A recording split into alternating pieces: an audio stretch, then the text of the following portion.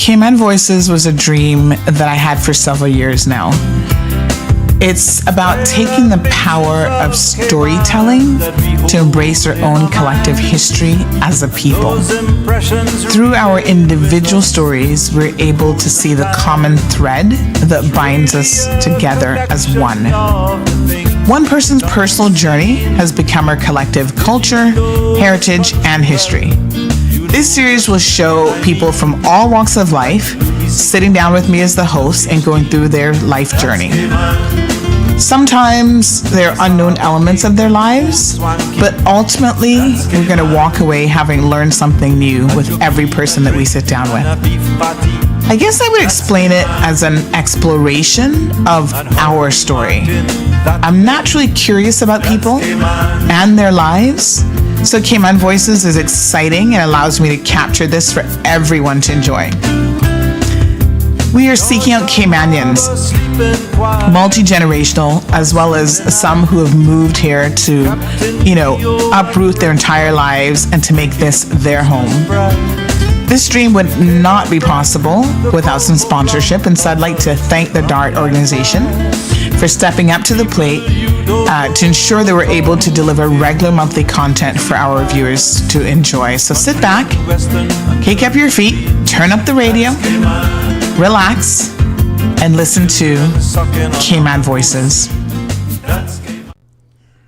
All right, so I'm very, very pleased to have the opportunity to sit down with Mr. Derek Haines. He's got a wonderful new book called The Hazardous Waters. We're going to talk about that a little bit throughout this interview. But of course, as with most of our Cayman Voices, interviews, we want to find out a little bit about who you are, what your background is, where you've come from. As Caymanians would say, who you fa?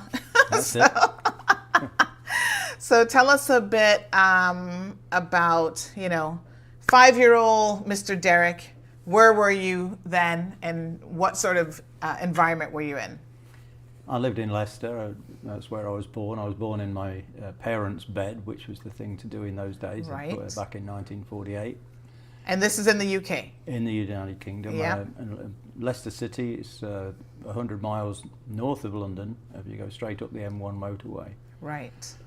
The city is probably around a 200,000 people mark now. Mm-hmm. Very multicultural nowadays. It's probably 70 something, maybe even 80% now of people have come from overseas. Wow. There was a big influx from Uganda back in the early 60s when Idi Amin threw out people from the subcontinent. Right.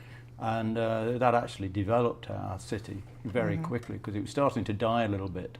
And then we had these very energetic folk come in from overseas who got jewelry stores and sari stores and greengroceries and all the Asian foods that people love nowadays. And so we became the centre of curry in the United Kingdom, really. Really? That's interesting. Unfortunately, we also became the biggest heroin sort of distributors outside of London, but that's by the by. So my dad was what we called a bus conductor. I collected the tickets on the buses. My mum was a housewife. I was the middle of 5 children. Okay. And so we lived in terrace house, very much working class area for us and background. And so that's where I grew up. The schools were close enough for me to run to and from and come home for lunch. I don't think we called it lunch in those days. I don't think the word had been invented, but it was one of those sorts of things, if you know what I mean. And yes. So it was enjoyable, and it went from there that at the junior school back in those days had something called the 11 plus, and if you qualified that 11 plus, you could go to the grammar school or one of the grammar schools. And I went to a school called Wigiston Boys School, and which was famous for, it was a very good school actually, and I'm guilty of not taking full advantage of it. The Attenborough brothers, I'm sure you've heard about David and Richard, they both went to that school. I was about 20 years behind them, so I don't think they'd know me if they found me in their soup. Yeah. However, that's where I went up into do my O levels, and not the best of students, it has to be said. So coming to the end of the 5th year after doing the O-levels, a friend of mine who later was my best man at our wedding, said that the police were recruiting cadets, which you had to be sort of 16 years and above to get in. And the other interesting thing and good thing for me, because I enjoy rugby, is that they were also got a rugby team that played with the cadets and with the police. Okay.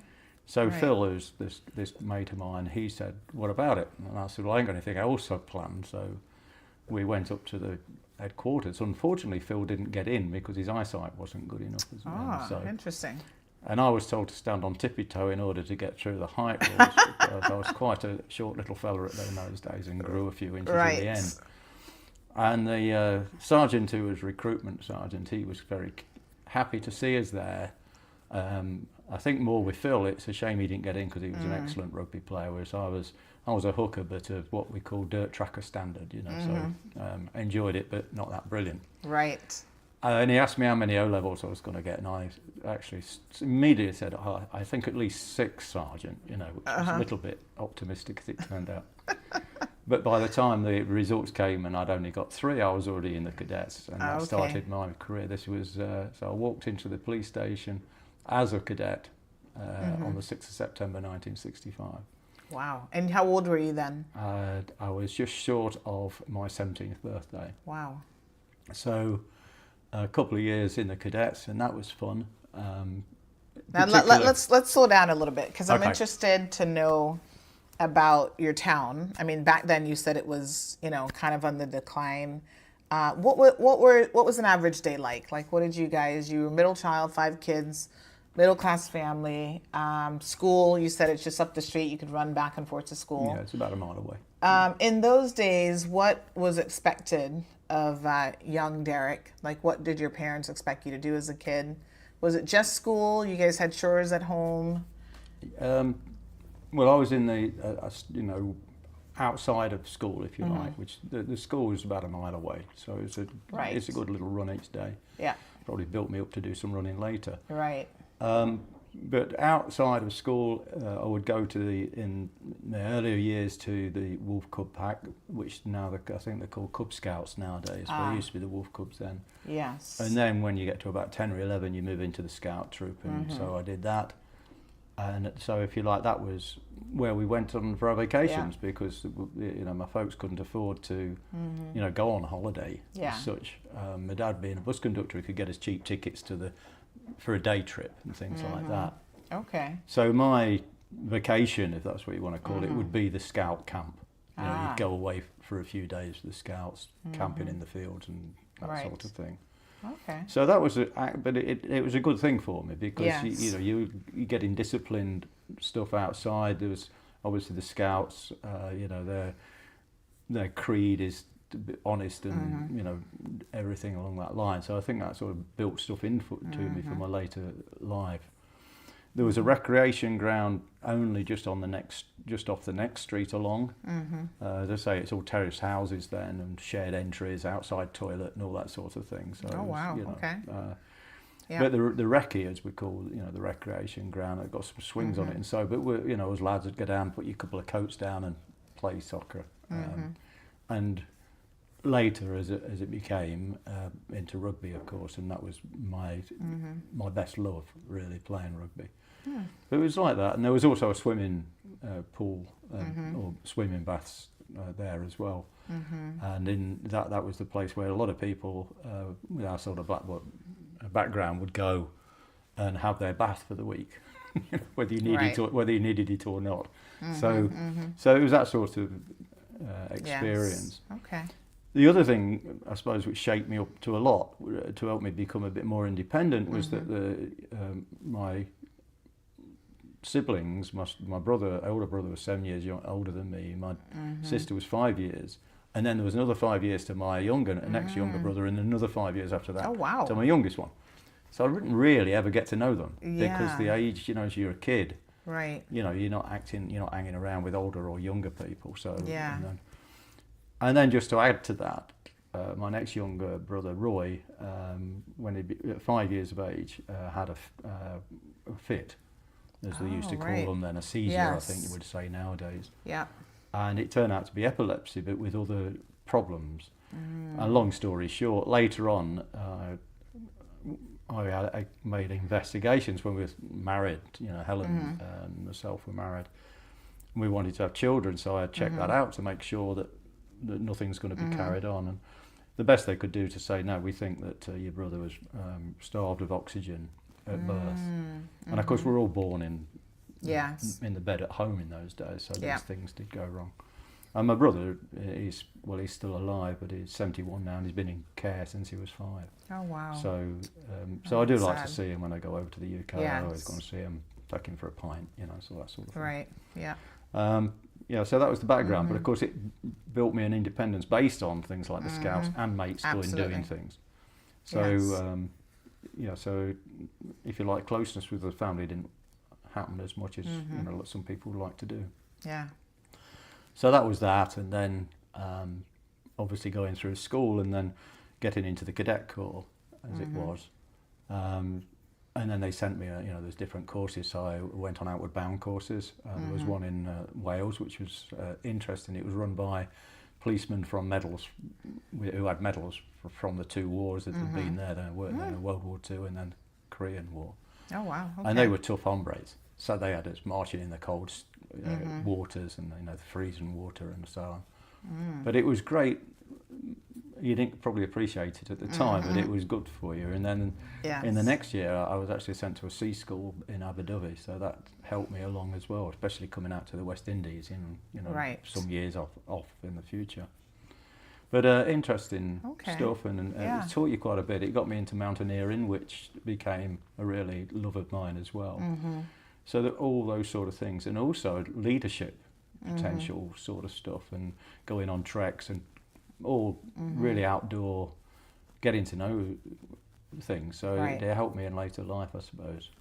And then I took over the Venture Scout unit for that area, where the lads that were in it were only 2 or 3 years younger than me.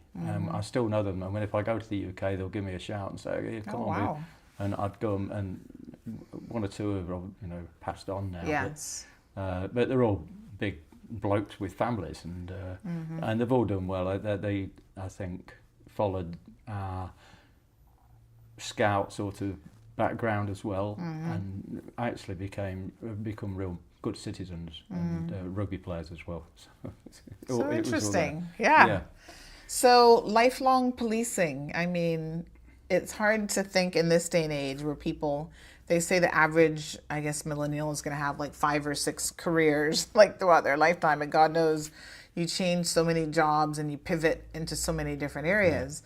But, there was a time when you kind of set off on a path, and a lot of times that's the path that you stayed on. And I'm sure over the years you've seen so much and you've been exposed to so much. So let's talk a little bit about how you go from this town in the UK outside of London to even hearing about the Cayman Islands. How did you hear about us? I mean, a little dot on the map. Most times back then we weren't even on the map. That's true. In actual fact, the job that brought me here to the Cayman Islands wasn't something that I picked up when I was in the UK. Oh, okay. I was very fortunate. From that September joining the cadets in 1965, and I was then in the police until February in 06. So it's just over 40 years in the police environment. I was extremely fortunate as a young police officer. I had my first felony arrest on the very first day after I was sworn in. Wow. I was going to the Scout unit to meet with the guys. Yeah. And as I turned and went to pull up outside the Scout unit, I saw this fella running up the street, and I knew him as a scoundrel and a nasty piece of work. And down in the bottom end of the street, there was a group of people shouting and so on. So I drove down to them. I said, "I'm a police officer. I've been sworn in that very morning." Right. So I've got about 10 or 12 hours now as a policeman. And sort of bravery, I suppose, probably the wrong word. But anyway, I said, "I'm a police officer. What's going on?" And Yes. I said, they just robbed a house up there. I said, get on 999, call the police and say there's a policeman in pursuit. But I'm going to jump back in my car, and I said I'm going to see if I can find him. So that kicked it off, and I actually drove down and I caught up with these three. They were running down a side street. The guy that I'd actually seen turned around and ran off, but I knew who he was. So there was no need to chase him. I wanted to chase the other two guys. I weren't sure who they were. Yeah. And a foot chase developed. I jumped out of the car then and chased them. And fortunately for me, one guy who was turned out to be the younger brother of the guy who's gone the other way, he's in front. And I managed to grab hold of the next guy. And after a bit of a struggle, I took him and I managed to arrest him. Took him to a local chip shop where the chippy called the 999 and get the police. It's 999 in England. Yes. And the cops turned up then with the patrol cars and grabbed him up. And then fortunately he spilt the beans on everybody. He was on the run from a junior prison, what they call Borstal. Right. And his mate too. And they'd done 14 burglaries on the way to come back to Leicester. Oh wow. And they admitted them all, so it cleared up a lot of stuff. And so during the night, I managed to get all three of them arrested and took them up and so on. So that was a good start to it. Absolutely. And fortunately for me, it went that way, and I wanted to be a detective. Yes. And of course, getting involved in those sort of arrests, and I was lucky. It seemed every time I turned a corner somewhere, somebody'd be doing something naughty. And Okay. You were just always the right place at the right time. Just the right time. I mean, quite interesting. There's a couple of stories in the book that you've mentioned where I was actually misbehaving. Yeah. I'd gone to meet a mate off the next shift who had said, we can get a cup of tea at the nurse's home, which was always a sort of favourite place for policemen to go and get a cup of tea. And I was just going in and the radio came on. By that time, they'd actually got radios for us, because when we first started, there was no such thing as radios or cell phones or anything. You were on your own on the beat. Yeah. But at this time, we'd got personal radios, and the sergeant was calling me. Being off your beat is quite a serious matter. So you'd be on a fizzer, and as a youngster, that could be quite serious for your career. So I said to Alan, I'm going to go back to the beat. So I raced back, and I thought, what can I do to keep out of the way? How can I explain this to the sergeant? Yeah. So I parked up in a little alleyway, and I used to on nights, and this is about 2 a.m. Yeah. I used to on nights, so I always had an anorak that I took, a greenish colour it was actually, which is no bearing on it much, but apart from the fact I couldn't see my police buttons. It was, I could walk along, nobody really noticed I was a police. Leave my helmet behind and all that sort of stuff. And I'm walking down this street, and it was well known for its second-hand shops, selling stuff. A lot of it probably stolen and then taken to the stores for selling. And in fact, we used to say, get your nicked gear here type of thing. So, but as I'm walking along, I suddenly see a guitar. There's this second-hand shop, belonged to a chap called Eddie Puskas. He was out of Poland originally. But I suddenly see a guitar going from the front of the shop towards the back of the shop. And I think it's a funny time to be window dressing. And I think, you silly devil, somebody burgling the shop. So I get on the radio and I said, look, there's a burglary, they've got suspects on property. Can you get people? But I said, don't, ask them and station them so I can call them in all in at once. Right. So they try that, and this mate of mine from the next beat, he comes flying up the road with all his blues and that, everything flashing and everything. So that, obviously. So I shout to him, cover the front, Alan, I'll go around the back. And I just get there as two guys come charging out of this shop. And then obviously it's a fight. And fortunately for me, because I could go a little bit, in those days, but 2 against 1 is still a bit difficult. Anyway, the cops arrived in their patrol cars and lent a hand, and of course then they went into the store after they'd been put in the back of the cars. And I go in upstairs, and Eddie and his wife were sound asleep. All this crap going on. So the shop owners were sleeping upstairs? Yeah, they slept above the store. Oh, wow. So I go up there, and I hear a rustle, and I look under the bed. There's another burglar under the bed. Oh, my goodness, I wow. says, right, out, come here. And he didn't just do it, he just gave it up. I knew he was in trouble. But I woke Eddie up. I said, Eddie, it's BC Haines. You got a burglar under your bed? And he had no idea. No idea. They were sound asleep. Oh, my goodness. We became chums after that. And he was very helpful in letting us get, for intel and stuff. So all these things are good for that way. and not long after that, I was in a car chase, and the guy who had stolen the car crashed and jumped out, and I chasing him. Where this had happened was outside of a hotel, or it was a public house, but it was called the Imperial Hotel, and it was Indian owned, and so obviously the clientele were mainly from the subcontinent. But they saw me chasing, didn't think anything, I was just chasing this fella. And as I turned the corner, I managed to go and trip and lost my radio. So I'm still chasing this guy, but I've got no comms anymore. Anyway, I chased him for several streets, and then he tripped, and I was able to grab him up, and there was and it was hell of a fight, actually.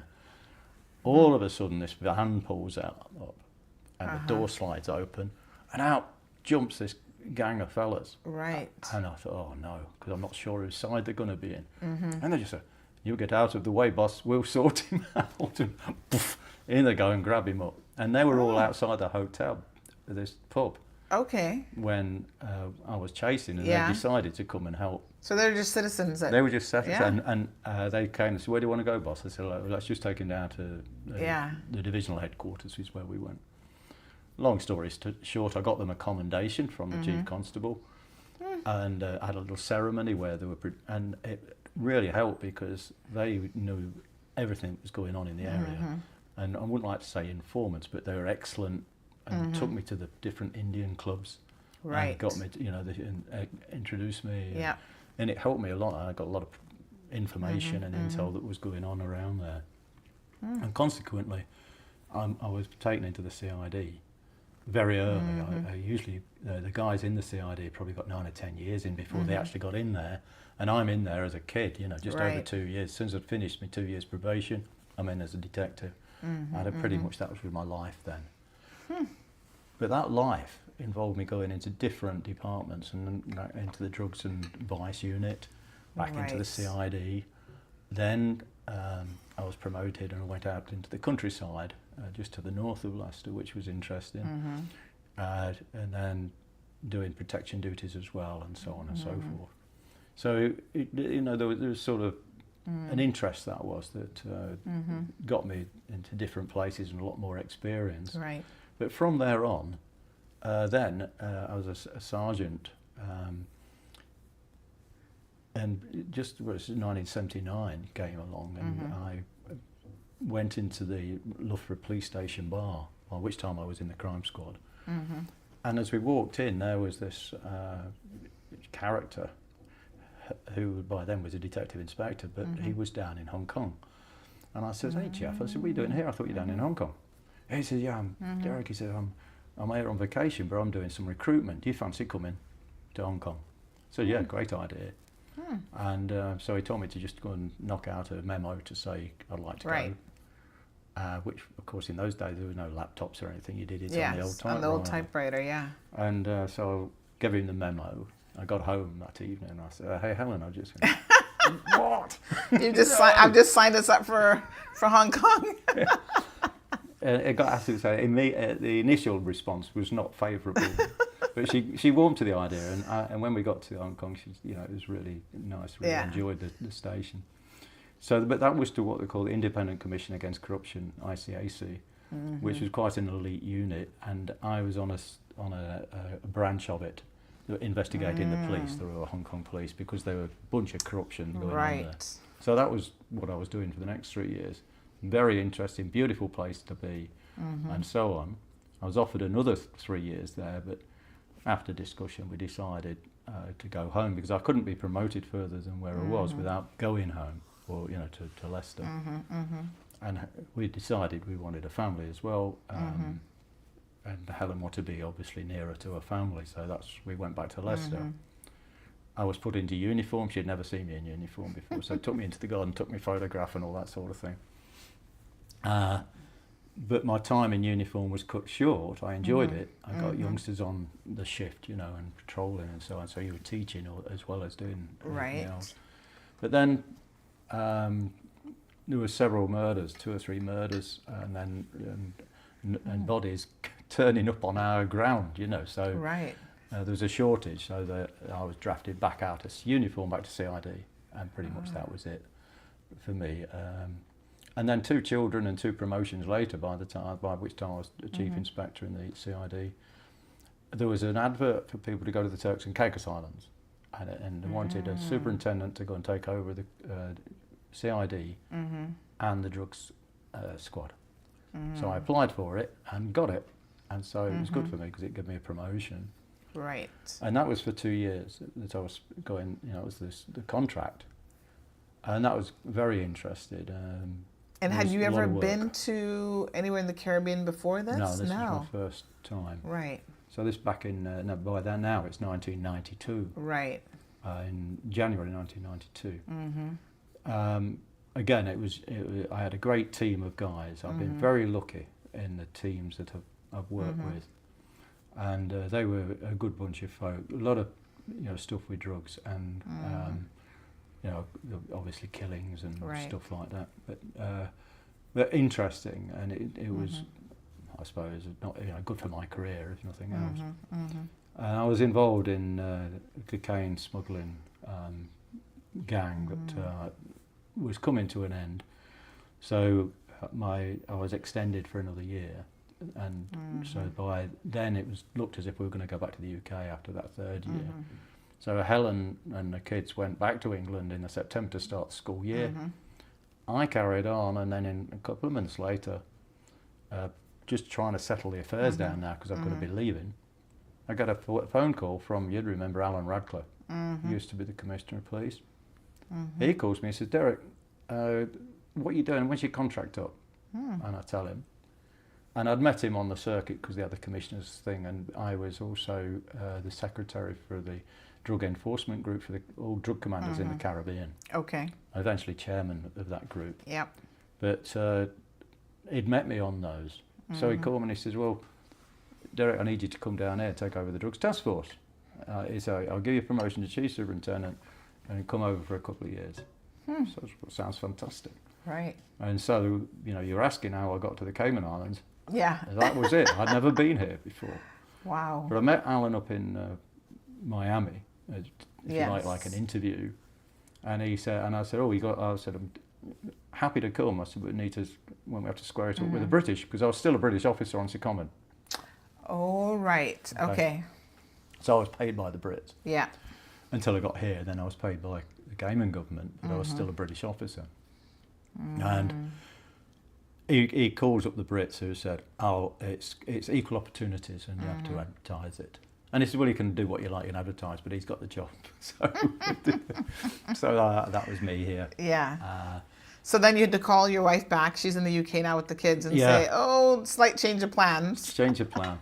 And I remember actually she says, well, that's what you really wanted, isn't it? I said, well, yeah, it is. Yeah. So they came out at Easter for the school holidays and liked what they saw. I mean, it was a complete jump up in what was available here in Cayman compared to where I was. And so they all did, and the kids really enjoy it in the Caribbean and did so well here through the schools and everything else. Yeah. Both of them represented Cayman at rugby, Chris, and he did one character swimming. Right. My daughter was in the swim team for a long time. Skipper did as well. So they just fell in love with the place and did well. And I think that as a result of that, the schooling and everything, they did well when they went to university and into their different careers. So they were really interested in the job that I was doing and helped out on a couple of occasions, which is in the book as well, how they really enjoyed it. And I think it helped them in the So that would have been the mid-90s at that point when you first came here? Yeah, I got here in February 95. In 95, right, okay. And so that initial sort of supposed to be here for 2 or 3 years turned into 11 until 06. Yeah. And of course there's quite a lot going on there, as you'll see in there. There was covert operations. We were pretty much the forward operating base for the DEA, the Drug Enforcement Administration. Right. We teamed up with them. We teamed up with the US Customs as well for joint activities. So some of the times we'd be actually covert inside meeting these, the gangsters who thought that, we were part of the drug side of the caper. And we'd actually recovered quite a bit of cocaine, 50 kilos of it on one occasion. That Wow. gave us a lot of start because we didn't have a lot of equipment. There wasn't a lot of funding. Right. The Foster brothers, they were very happy to help out with helping us with information money, for instance. The Chamber of Commerce also helped, Will Pinot, and so I've always been grateful, to those. And the majority of the Cayman people were all behind us, because and to the extent that if we had a good capture, I'd ring up the radio station and say, "Can you put this out? They'd put on Bad Boys, what are you going to do?" or something like that, just to let them know that we got. Oh my goodness! You got some more off the streets, yeah. Yeah. How much? I mean, how bad was it? I moved back in '96, but I think if you're just an average person, you don't have any idea really what's happening in the criminal underworld or with drugs or anything on this island. Was it a real issue then, and in your opinion, has it gotten worse now, or, I mean, what's the I have difficulty. I wouldn't like to sort of weigh it up as to whether it's good, better, or worse, or worse, because there's such a lot of money in the drug industry, right? And of course the opposition, if you like, in Colombia, it was generally cocaine when I arrived. It was pretty much all cocaine and ganja. Of course, they still grow ganja down in Colombia, and they also in Jamaica, of course. It's quite a big deal down there. So there was a lot to do, and as we know, the different ideas with the gangsters is they'll move their product, so they went from cocaine powder to crack, and that sort of got people in and involved in as addicts and all the rest of it. Right. But the covert operations, I feel, did a great job. The 50 kilos that I talked about, I actually saw Commissioner Graves, who got here also in '95, told him what I'd found, and I said, "Look, nobody knows we've got this. Are you all right if we do covert ops, including the Americans, where we put it out as bait for the fact that there's a gang in Cayman who've got this stuff?" Right. And of course that got quite a bit of interest, and then that led to lockups, and they would come and they'd sort of want to buy the coke, and so the money that we got from that, and then later jobs, outpay for firearms, and for our unit, the armory. So we got modernised. It also cars for the unit. It also gave us, when it all came online, with the cell phones, that we could actually then get into intercept and so on. So the intelligence department was most important, right, to us. And some really good characters that were working in there. A fellow called Greg Thompson, who was a sergeant, became a sergeant shortly after I got there. And some excellent people, and he was one of them. Unfortunately, Greg later on, he was only 38 and had a stroke and passed on, which was so upsetting, as you can imagine.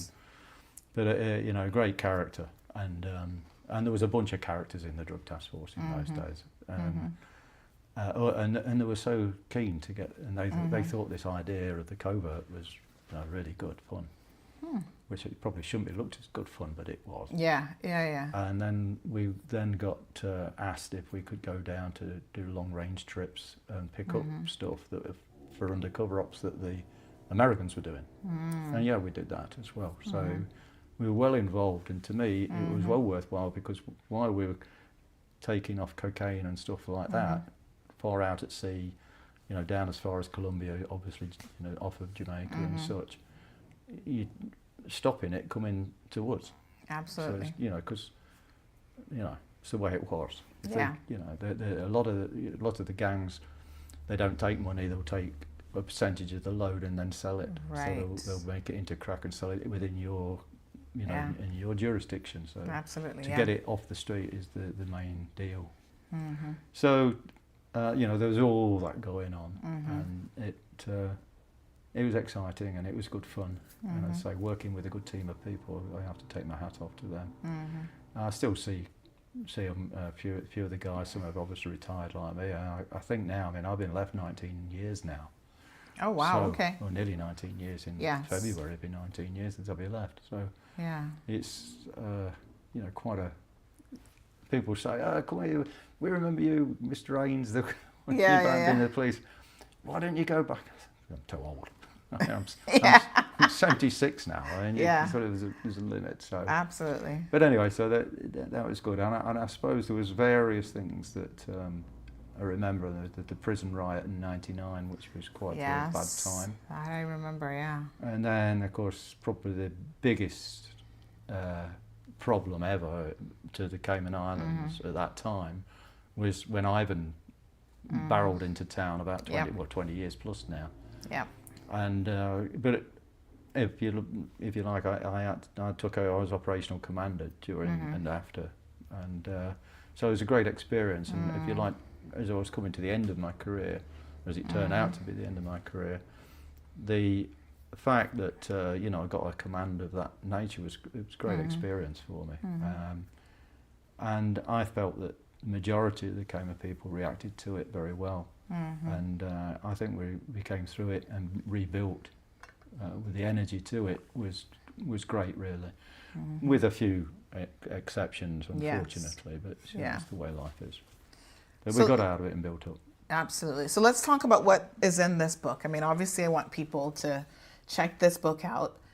Just hold it up so everybody can see exactly what it looks like. It's a very beautiful cover. And it says, Hazardous Waters, a Detective's Memoir. So how much is that covering your entire career, or is it just mostly what happened in the Cayman Islands, or what can we expect?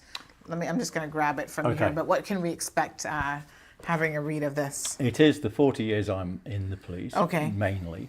Yeah. But it starts off with how I got interested in it. The genesis of it is a wolf cub that I mentioned earlier. I was running home from the pack meeting one evening, and there's 3 or 4 guys climbing over onto a roof above a butcher's shop, obviously up to no good. And I ran down, and in the police box, as they used to have in those days, there's a picture in there of one. And if those who've watched Doctor Who know what the TARDIS is and the police box, that's exactly where I went. There was a policeman there, fortunately, and he rounded up, I obviously called for assistance, and they locked up these guys for burglary. So that piqued me interest as well, and so that started me on that road. So if you like, it starts when I'm about a 9-year-old, and then just with those mentions. And then it covers my time as a cadet, obviously not a big deal, a long time about that, and then goes through the different departments. There's a CID officer in the UK, and then special branch, which is the intel and immigration, looking after royalty, looking after VIPs as protection officers, and so on. Generally looking for spies as well with the MI5, so it was quite an interesting badge. Then Hong Kong, back to the UK, and then to Turks, Caicos, and then to here. And I've selected various cases and stories that I thought would be of interest to people. Absolutely. But I was talking about the covert operations, but a lot of them are very similar to each other, so there's no point in just and then. Yes. I've taken things where. So you picked a selection. A selection of them. Yeah. Actually, it leaves the door open. If it goes well, I could. There could be a part 2. Part 2. Yes, indeed. But it works out quite well. Yeah. Wow. And those who have already read it. The feedback's been very good. I know people are not going to come and say, well, that was a load of rubbish, Hainesy. They've actually, but they have taken the time to say how much they enjoyed it. And you get some interesting chapter titles here. This one says The Motorcycle Man. Yeah. That one's a bit short. It is, and it actually nearly finished me off. I'd never ridden a motorbike in my life, and that was a big, powerful machine. Wow. And I got a very big telling off from Helen when I got home, because I looked like a second-hand dartboard. Yeah. How it happened, and I came off it and landed in the bushes, which are quite spiky in the Turks. Yeah, so that's a short one. I just put it in as just to show that not everything I put my hand on turned to gold. So Matt, you've got so much packed in here. I'm just having a sort of first flip through it, and I noticed that sometimes you don't, and you probably couldn't give full names. So you're talking about this FBI informant named Pete in Pembroke Pines. So, I mean, your tentacles were kind of all over the place as far as your job went. Yeah, I did. I was in the United States, Canada, and other parts of the Americas. So that and as I say, I was with the drug enforcement conference people. So that covered. We were all over the place, really. So I used to go up to Key West, where they've got the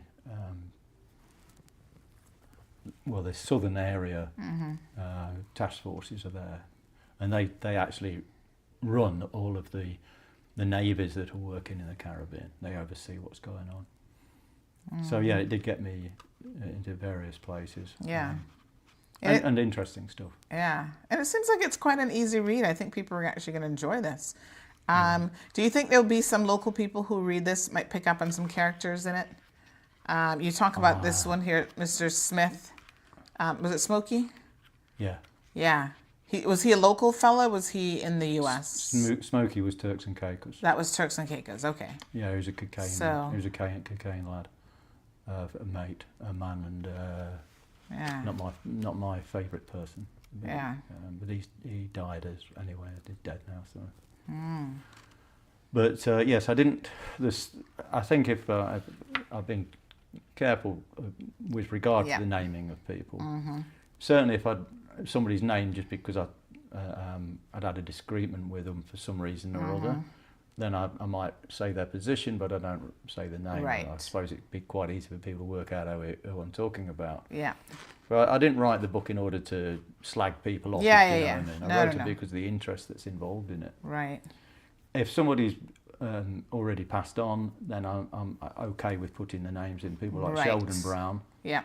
Who was a bit notorious from here. Yeah, for sure. Yeah, so that's out to me. But I'm not going to, if somebody's been into jail to come out again, I'm not going to spoil their life if they're trying now to go straight. If you understand me. So we see mention of Goat Yard in West Bay. That was the first job I was in. Wow. When I got here. I think 2 days after I arrived, we were up there. Oh my gosh. Seems like everywhere you went, you had to hit the ground running. Yes. It was always busy. You're always busy. And of course, the experience you build up over those years and in those sort of backgrounds and working with people who have also experienced people. So, when you're working with the DA, you got their idea on how things were. You got your own ideas and you could have your chats and get things together. And it worked out really well. I mean, there's one there where actually I was with the FBI had asked for some assistance, and they didn't do it. They were a bit odd about how they did things. Not all of them. There were some excellent officers, but their ideas on how to go about, how to get through a case, were sort of cross to what you knew was safe and what was right to do. So there's one of those stories in there where somebody. I think if I hadn't given him the advice and got in touch with their superiors, I think he'd have been at the bottom of the sea by the time this came to pass. Yes. Because he just didn't seem to get it. And the other thing is that's unfortunate, really, is that, as I say, I'm not here to slag anybody off. Yeah. I worked a lot with the DEA and really became friends with their officers there and with the FBI too. So they're all right, seem to be working with us from the Caymans and wherever. But you try and get the DEA and the FBI to work together, it's just like you see on the TV. They don't want, it's like they want that job and they'll spoil something in order to get it rather than work together. Right. So there's some competitive nature between agencies. And it's so counterproductive. What are you doing? Yeah. We're here. Yeah. To catch the bad guys, not to fight us over amongst the job yourselves. and look, aren't we clever? So. Yeah. So some major takeaways you've got listed on the back, and the first one is so incredibly interesting. how weak management can lead to corruption and the breakdown of public confidence. That's so interesting, not just from a policing perspective, but just leadership in general. Exactly. Yeah, so I mean, and it concerns me about the leadership thing. So I don't care whether you're leading from the upper deck, as the absolute, whether you're the governor or the chief of police or the chief of wherever. Yeah. I don't care what level you're at, or as a sergeant. You've got a duty to ensure that the people below you are operating at the top of what they can do. They're not lazing around. And obviously, if it gets as far as corruption, and I had to lock up one of my guys for arrested for corruption, he was convicted of it. And the problem with that is then nobody trusts you. Right. And that's not a good position to be in. How do you go to the public Yeah. and say, oh, help us with this, and then they worry that you're going to spill their name to whoever's there, because it can get dangerous. We all know that. Absolutely. And so you've got to put, if you're going to be in this sort of work, you've got to have integrity. You've got to be honest, you've got to have integrity, and you've got to protect people. And then you stand there that people will come in to talk to you. Yep. And unfortunately, in some of the places I've been, that's been a little bit lacking on occasions. I'm trying to be kind here. I'm not going to slag people off. But, Yeah. No, we hear it here. I've gone to community meetings in Windsor Park, and they say, I called the police and I report this house is, selling liquor. We know they don't have a liquor license, so they're legally selling it, and there are allegations of drugs and other things going on there. And before I hang up the phone, the neighbor's calling me, cursing me out, saying, why did I call the police? Now, obviously, anything that erodes the public confidence, especially in police, is quite dangerous, because you need the community to help you to do your job and be able to give you, hopefully useful information to get the bad guys off the streets. Well, I was proud to be a police officer. And, as a British officer, and then, of course, later, as I happened to be, because after I retired from the British, the Caymanian government kept me on doing the same job. And I was proud of it. And in the British system, and we're in the British system, generally speaking, we are policing by consent. If you don't have the consent of the public, you go nowhere. So what you've got to do in order to get there is to earn that respect. Right. Let people see that whatever you're doing is right and proper. You can't be, having payoffs and, not doing somebody. And I know it's difficult in a country where we're so small and people have got family and friends. Everybody knows each other. Everybody knows everybody. The only way, to me, is you have to ignore all of that and make sure that what you're doing is the straight line. There's no forks in the, it's got to be right. Then you'll get not only the consent of the public, you'll get their assistance to it too, and that's very important. Absolutely.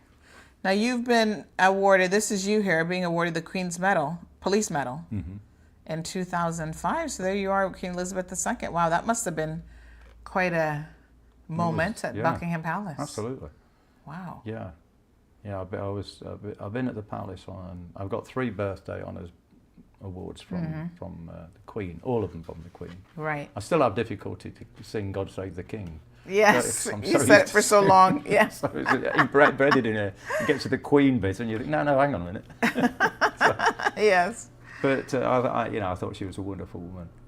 Yeah. So I was fortunate, and not only that, I was able to take Helen and my son and daughter to the palace as well. For that's amazing. And I was there with for my MBE, which was in 2015, and I was there with Ginny Hobday. So we were there both getting our medals at the same, not at the same time, obviously, but in the line. And I felt that was really good. Ginny certainly deserved her medal, for sure. She's been an absolute star when it comes to working with, cancer and the jasmine and all those sort of things. So we get a few photos towards the end of the book, which, you touched on Hurricane Ivan a little bit. So we saw your home looks like it got destroyed. It wasn't fun. Wow. I mean, I look at this and it's furniture everywhere, and oh my goodness. Oh yeah, well what happened was that the dock that we used to have out here, it was the second dock, so I don't know why we bothered building a second one, but that broke up, and a quarter of it went onto the roof of the gym and did some damage. But then another quarter came into that corner of the house, and there's a sort of a little store cupboard there, and then it broke through, if you like, and that broke the shield that the wall would have given. Consequently, then, of course, once you get the water in, there's no stopping it, and it comes. So, and it was, well, it was wet upstairs, but the tide mark in here was only about half an inch from the ceiling. So all of this was washed out, as you can see in that picture. And I've actually called the picture "Home Sweet Home," and yes, it was 14 months before we got back in here. Wow. That's One thing that helped me on that is that my son was here on leave from university. So like a lot of the guys from the rugby club as well, I swore them as special constables because we were short on the ground.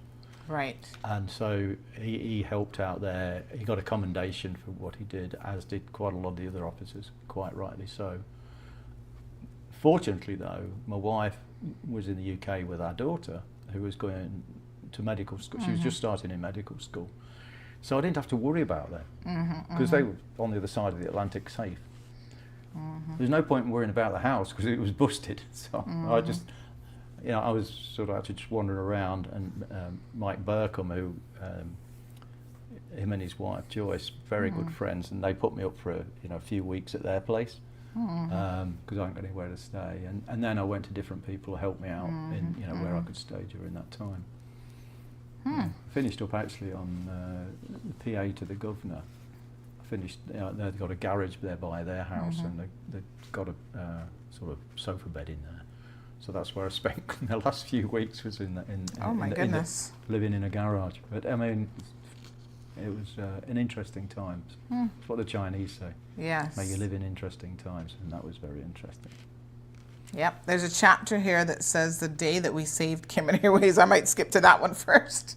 I'm curious to see. Well, don't tell us. Don't tell anybody. But okay. But I did. I mean, that's it. I know it's not meant to be a brag. It's a bit tongue in cheek saying that, but it's true. Yeah. Okay. And you'll see why I've said so. Yeah. You put the stories in here so that if somebody wanted to skip around, like if I wanted to read that chapter first and then go back, it seems easy enough to kind of do that. Sure. So I like how that's. Sandra, I'm a simple bloke. So it's good. So you can expect that the reading of that book's going to be simple. Yeah, no, I like that about it. Right.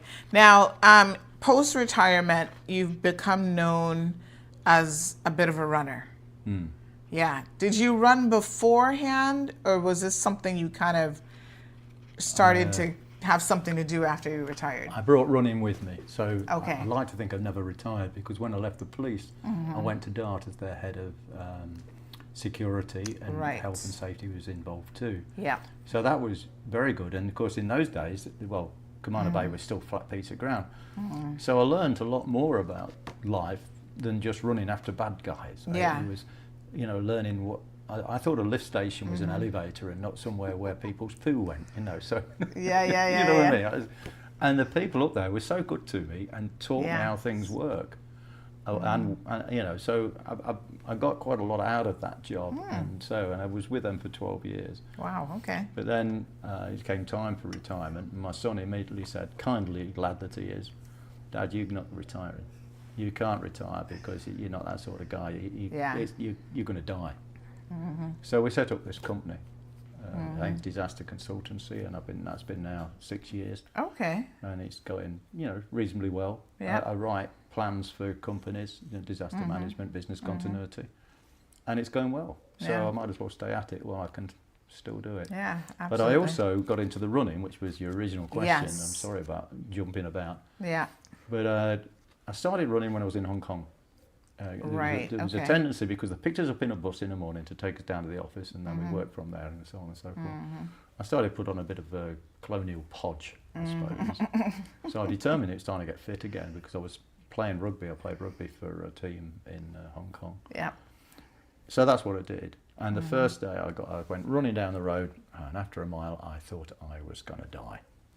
So then I learnt my lesson, and then I sort of walk from one light post to another, then jog, and then do it like that until I got better, and then I'd put the light poles together. And then eventually I was getting up and doing sort of 16, 17 miles running on a Sunday, and then a New Zealand mate joined me. And then there was a few more running, and they said, oh, let's have a go at running a marathon. So in 82, in the autumn of 82, we went down to Macau and ran the Macau Marathon. And I managed it in, I can remember, it's 3 hours 46, which isn't too shabby for a first attempt. And then the following year we all went over to London and ran the London Marathon, and that was the first. And then I went back to the UK, so that was the first of 9 London marathons I did on an annual event. Right. And a mate of mine, he says, Derek, he says, people get charity money for this. Why don't you try and raise some money? And so that started in London, in Leicester, but you know, the London Marathon, where I'd raise money for mental health issue thing, which obviously because of my brother had a big part of my life. Right. And then I came overseas. Turks and Caicos wasn't easy to try and get anything charitable, so it didn't work, and they hadn't got any running there either. So there was a bit of a hiatus there. But when I got to Cayman and started again, oh boy, the Cayman people! I've got to say to the Cayman people how thankful and grateful I am for how generous they are. I mean, when you think how the collection for the hospice included, and Ken Dark gave us the land to put the hospice on, but that built the hospice. You know, they ain't got one, and then all of a sudden we've got this lovely place, as I'm sure you've been around it, up on the West Bay Road. Yes. And then people would say, oh, Derek, you know, we need something Special Olympics, need a bus. And so, you know, you put that out and go and see people, and they drop the money in, and you know, climb mountains and volcanoes and all this sort of stuff. Anything to raise the funds, and raise the funds, and it seems to have worked. Now the only thing is that, and I've done it with mates, you know, Burko again. You know, walking down the Pyrenees, that was another $1 million that was raised for inclusion. How much money do you think you've raised through your efforts? Well, according to Brett Hill, who's with Fidelity, you know, Royal Fidelity now, it tells me he's worked it out, and it's north of 10 million. So it's, you know, it's gone pretty well. That's quite good. But I just, you know, I'm pleased that people trust us, because they know that when we do anything, if I'm doing it, then all the expenses are paid for by us. You know, it's all self-funded, so we don't take anything. You put your $10 in, that $10 goes to the charity. Goes Wonderful. right there, and that's how it should be. Yeah. You know, to me, you shouldn't be doing things just because they're paying for my holiday. You know, I enjoy doing what I do. Of course I do. And so and people they're under the Rotary Grand Cayman umbrella. You know, I've been with them. I've been a member of there since probably 25 years in the year. So they've been the umbrella. Yeah. And people trust us. I mean, people stop me in the street and ask me in the same way to you. You know, when you're doing your next one, and or they wave to me out the car window, and I really like it. It's nice. People say hello to you and so on. And I'm not doing for the pat on the head, you know. I'm not a dog, but I mean, it's nice that people recognize still the amazing work. You know, somebody's talking to me on Radio Cayman, and I said the charitable behaviour of people in Cayman is absolutely outstanding. I mean, you try and raise that sort of money in England, you're lucky if you can get $5,000, you know. Wow. Very lucky if you can get. Yes. All right. So I'm going to give you the book back. Tell us a little bit about how people can get a copy. Obviously, this is a hard book. Is it available like in an ebook format as well? It's available on Amazon, on Kindle. On Kindle, so you can it's get it on Kindle, and if you put in the title of Hazardous Waters and the author is Derek Haines, that'll take you there, and you've got a choice of the Kindle. You've got the paperback, I think they call them, you know, which is this one. Yeah. And then there's a hardcover. And they've only just arrived in the island, but I can tell you, I'm really impressed with that copy. Yeah. And so the local bookstores will have them as well. It's actually going, I suppose it's my dark background, but they've jumped in straight away. Okay, yeah. The next chapter, as it's called now. And Yes. for those who don't know, that was where Books and Books was, at Cayman Bay. So they're selling them. The paperback is $19.75. The hardcover is $49.75. I think the Kindle is around about $5, somewhere there. So there's something for everybody. Yeah, absolutely. I've certainly now seen the hardcover. I'm impressed with the pictures. It's more of a glossy finish, isn't it? So, but yeah, so you can get that at the next chapter. Oh yeah, you're right. It is a mess, isn't it? Yeah. There's a nice one here of Helen Kilpatrick. I nearly said Kilkenny there because that's a beer I like. But Helen Kilpatrick, who is a former governor. Yeah. There's a picture of her in here holding my hand as we ran across the marathon line back in 2014 to finish the 6 marathons that I ran in different parts of the world. Right. To raise money for what is now called Jasmine, or the hospice, Jasmine. And my wife's part of that line, and my daughter Lizzie, who also ran the marathon that day, and the other person who ran it was Joey's wife, Cindy. Ah, yes. Okay. And very good. she ran it as well. And Cindy and myself were running partners for years. Wow. And so it was good fun. But there's the 5 of us running across the line. That's and amazing. that very morning, we heard that the cash support had just gone over the $1 million mark. So I mean, it was quite a momentous feeling, if you know what I mean. Absolutely. So it was good. Yeah. Yeah. Very But nice. yeah, but when you came to that early on, you've got what you will discover about it in this book, and I think, as we were explaining about corruption, it's you see it down Ireland. It's happened again, isn't it? They did it in the Turks and Caicos. It finished up, the chief minister, as he was then, being locked up for cocaine trafficking. Then we're in the BVI, British Virgin Islands, and it's happened again. Yep. And how can you expect people to invest in your country when that sort of behaviour is going on? Exactly. So, very detrimental.